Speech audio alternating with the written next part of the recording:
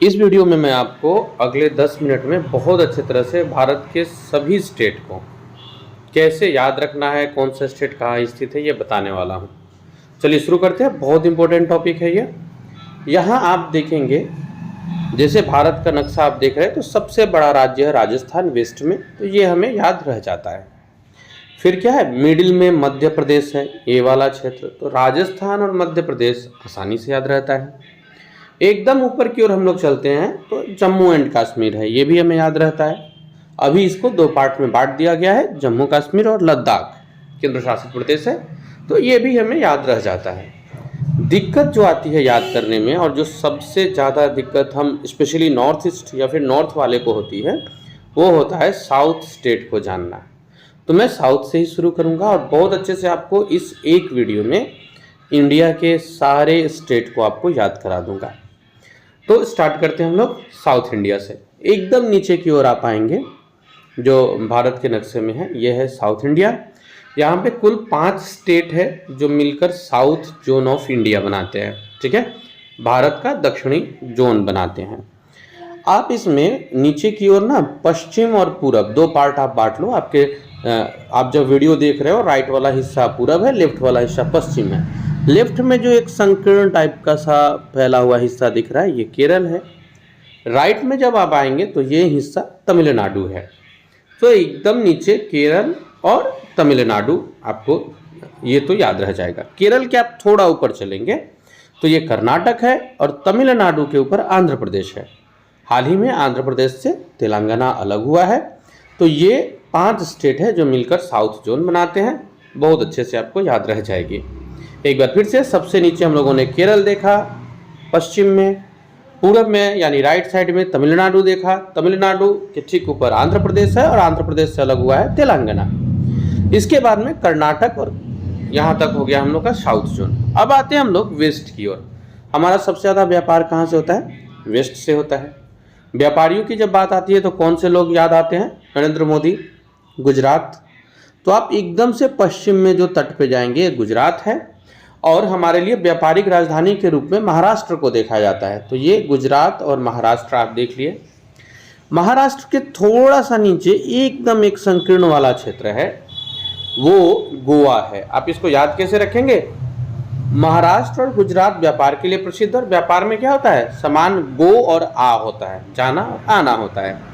तो आप west zone को ऐसे याद रखेंगे। वेस्ट जोन में सारे मारवाड़ी लोग, सारे व्यापारी लोग हैं। राजस्थान यानी कि मारवाड़ी, फिर गुजरात, महाराष्ट्र जो कि व्यापारिक राजधानी है, और व्यापार के लिए थोड़ा जाना आना जो प्रोसेस है वो महाराष्ट्र के ठीक नीचे है। अब आप देखेंगे राजस्थान के लोगों का जो भाषा है, मतलब मारवाड़ी जो भाषा है, वो बहुत ज़्यादा हरियाणवी से मिलती है।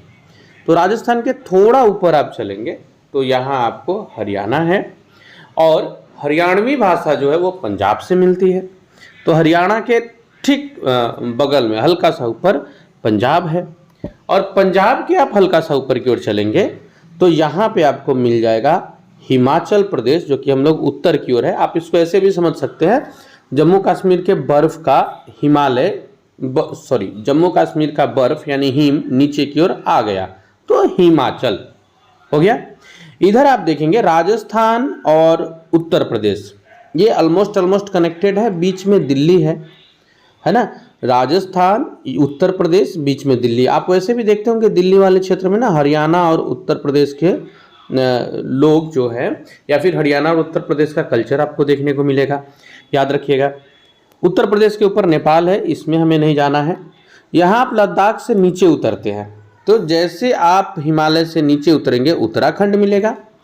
और ये हरियाणा और उत्तर प्रदेश की भाषा बहुत हद तक कॉमन मिल जाती है दिल्ली से।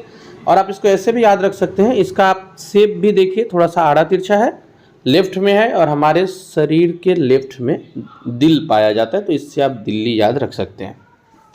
ठीक है, ये हो गया दिल्ली। मुझे लगता है कि यहाँ तक कोई दिक्कत नहीं होनी चाहिए।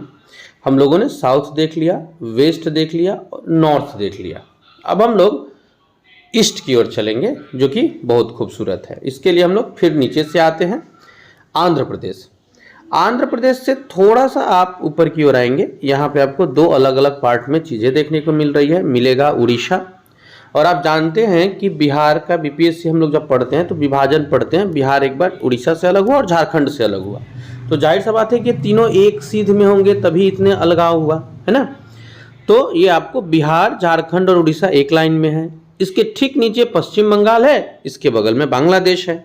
तो अगर आप एक लाइन में याद रख रहे हैं बिहार, झारखंड और उड़ीसा एक लाइन में है, तो आपको इसके ठीक पूरब में पश्चिम बंगाल दिख जाएगा, बगल में बांग्लादेश का बाउंड्री है। तो ये भी हमारा कंप्लीट हो गया। एक बार फिर से समझ लीजिए, आंध्र प्रदेश के ठीक ऊपर हम लोग का पूरब वाला क्षेत्र शुरू होता है, बिहार, झारखंड और उड़ीसा। आप ऐसे याद रखिएगा, मध्य प्रदेश और उड़ीसा के बीच 36 का आंकड़ा है। मध्य प्रदेश और उड़ीसा के बीच 36 का आंकड़ा है, तो आपको छत्तीसगढ़ भी याद रह जाएगा। मध्य प्रदेश, उड़ीसा और बीच में छत्तीसगढ़ है। अब हम लोग अपने कंट्री के सबसे सुंदर और सबसे इंपॉर्टेंट हिस्से पे चलेंगे, पूर्वी भाग। ठीक है, यहाँ आप पूरब की ओर जब हम लोग चल रहे हैं ना, आपको एक तो ये एरिया दिखेगा पश्चिम बंगाल वाला। हम लोग जानते भी है ना कि सिलीगुड़ी को नॉर्थ ईस्ट का गेट कहते हैं, मीन्स पश्चिम बंगाल में सिलीगुड़ी है और वो नॉर्थ ईस्ट का गेट है। इसी को चिकन नेक के नाम से भी जाना जाता है। इस चिकन नेक के ठीक ऊपर आपको स्टेट मिलेगा सिक्किम, और ये नेपाल और भूटान के बीच में है। याद रखिएगा, ऊपर की ओर जो चिकन नेक बना रहा है वो सिक्किम है। ठीक है, चिकन का सिर और चिकन नेक में सिक्किम, याद रहेगा आपको। इसके आगे आप बढ़ेंगे तो असम है और मेघालय है। इसको बहुत इजीली आप याद रख सकते हैं। असम चाय के लिए प्रसिद्ध है, मेघालय वर्षा के लिए प्रसिद्ध है। यानी कि जब बारिश होती है ना, हमें चाय पीने का मन करता है, याद रखिएगा, चाय पीने का मन करता है जब बारिश होती है। तो असम चाय के लिए प्रसिद्ध है, मेघालय बारिश के लिए प्रसिद्ध है, दोनों आसपास आपस में ही हैं। सिक्किम के बगल में असम दिख गया, असम के एकदम मीन्स थोड़ा नीचे आप जाएंगे मेघालय दिख गया। अब एक और इम्पोर्टेंट स्टेट है जिसको याद करने में थोड़ी दिक्कतें आती है, उसको देख लेते हैं। ये तो आपको चाय और बारिश से याद रहेगा। इसके नीचे आइए, मिजोरम और त्रिपुरा। हम लोग जानते भी है कि बांग्लादेश से तीनों ओर से घिरा हुआ है त्रिपुरा, तो आप बांग्लादेश के मैप से इजीली त्रिपुरा को पहचान लेंगे। ठीक है, और त्रिपुरा का मित्र है मिजोरम। मिजोरम त्रिपुरा ये मित्र से बना हुआ है। ठीक है, मिजोरम उसके ठीक बगल में त्रिपुरा। ऊपर की ओर अगर हम लोग आगे बढ़ते हैं तो अरुणाचल प्रदेश और उसके नीचे नागालैंड और मणिपुर है। देखिएगा, नाग के मणि के लिए लोग परेशान रहते हैं ना, तो नाग और मणि आपको याद रहेगा, नागालैंड मणिपुर एक साथ। एकदम ऊपर में अरुणाचल प्रदेश है। बारिश और चाय और मित्र, ये हमारे 3 जो 7 बहन वाले स्टेट है, ये आपको याद हो जाएंगे। यानी कि अरुणा, नाग, मणि, चाय, वर्षा और मित्र, इससे आप हमारे 7 सिस्टर्स को भी याद रख सकते हैं। तो ये हम लोगों ने देखा भारत के मैप में जो चीज़ें हम लोग लोकेट कर सकते थे। साउथ इंडिया से आप स्टार्ट करेंगे, केरल को आप रखेंगे लेफ्ट में, तमिलनाडु को राइट में, बस तमिलनाडु के बाद आंध्र प्रदेश से तेलंगाना अलग होगा।